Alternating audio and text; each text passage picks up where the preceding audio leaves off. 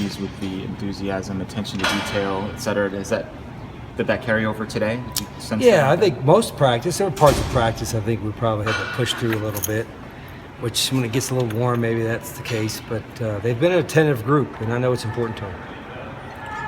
Do you feel like you guys have made progress in the recruiting in the Phoenix area? I have. Going forward, our yeah. goal is we know we're not going to get every player probably every year we want in the state, but we at least want them to visit. And I think just about all the ones that we offered or recruited visited, maybe except one.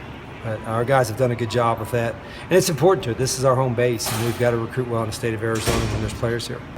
What did Orlando Bradford show you last year and in the offseason give you the confidence to kind of elevate him to that post-starter at the end of the status? year, you could see him. He was just like Nick, tough guy, could get the hard yards, smart, good football player, and did everything well. And Coach McGee did a great job with him, and he got to the point where we feel comfortable, with him or Nick in every play that we run.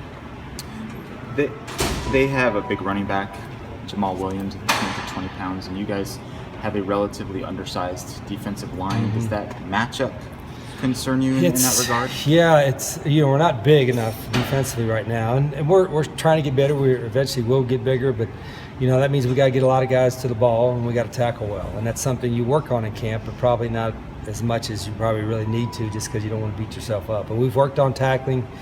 Our guys know that they're going to be facing some big backs throughout the entire year. Coach, when you took the job back in 2011, did you? I know you had your own personal expectations of where the program would be at about this point.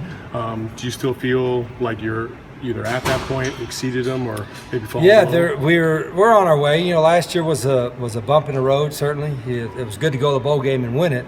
So we had a winning season for the seniors, but 2 years ago we were closer. Winning the South, but we didn't play well in the championship game. And we've got to take certainly more steps to improve, and it starts in recruiting, which I think that's taking place, and then obviously it starts most importantly with the play on the field. But I like where we're at. There's some things we got to get better at, including myself, and we're committed to doing that. And what do you think has made the biggest change recruiting-wise? Well, certainly when you hire coaches that are used to recruiting the areas that we're recruiting predominantly, that helps. So they have ties in there, and there's some youthful energy there in recruiting, and they connect well. And when you build a college staff, really the two coordinators, you want everybody's got to be a good recruiter, but you got to have two coordinators or three coordinators that are really good at that part of it, and then everybody else has got to be really, really good recruiters and good teachers. I want them to be both. And I think with the staff I have now, I feel really good that we have both. So you don't know exactly what the schemes are going to be for BYU, but you do know that Kalani Sitake is the head coach, and you faced his defenses before. What are the characteristics of a Kalani Sitake? Very aggressive. They play hard. They do a lot of movement. They try to disguise their coverages. They're an aggressive team, and they'll challenge you. They'll get right in your face. And that's his personality, and that's what he's done with his defenses. So you obviously have a lot of young players, as you alluded to yesterday, on the two deep. Is there a certain approach or message for guys playing their first college game, and are there things you have to do with them during the game to get them to? I mentioned it a little bit, but I'll probably mention more as the week goes on. What I mentioned today is that we don't talk about how you're going to play throughout the at the end of the first quarter, end of the half, or the end of the game, or how many touchdowns you have or tackles. You just try to win the next play, and I think it sounds like coach speak, but we really have to focus on just winning a play at a time. And then if we're not going to win them all, but if we win more than we lose, then we'll win the game.